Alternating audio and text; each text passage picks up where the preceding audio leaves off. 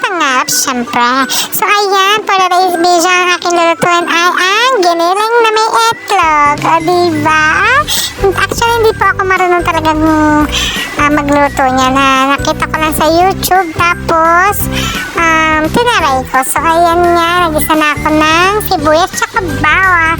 Sinunod ko na rin dyan ang patatas. Hindi ko alam kung ayan nga yung pagkasunod-sunod. Basta, sinama-sama ko lang yan, ginisa-gisa ko lang. Tapos yung nilagay ko yung giniling na nasa lata lang kasi alam nyo na pang budget meal lang. Tinaray ko lang naman talaga lutuin yung giniling na yan. Tapos nga nag-boil na ako. Wow, English. Naglaga na ako ng itlog.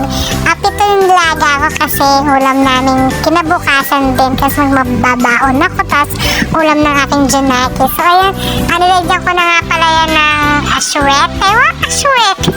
Asyuete. Para magkakulay. Ganyan lang pala talaga magluto ng giniling. Oh my God. Actually, namamangha ako sa mga nangyari kasi pangarap ko lang makapagluto nito. Hindi kasi ako marunong magluto talaga nito. Kasi may nakikita ko dito nagtitinda ng giniling na ganyan. Tapos pinapalaman sa tinapay. Lagi akong bumibili kasi nasasarapan ako sa mga ganyan na may palaman na sa tinapay. Oh my God, sarap talaga. So, nag-try ako. Sabi ko, paano kaya talaga lutuin yun? So, yung ganyan lang pala. Oh!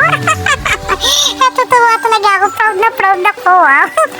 Kasi ayan na. Nilagyan ko na nga rin ng itlog, ng jetlog. 4 lang nilagay ko. Tapos yung 3, tinira ko sa akin yung isa. Tapos sa Janakis ko yung 2 para kinabukasan. May ulam kami. O diba? Tapos ako may baon. Tapos nga inalo ko na rin. Nilagyan ko na rin yan ng paminta magic. Tapos betchin tsaka ng asin. O diba? Okay na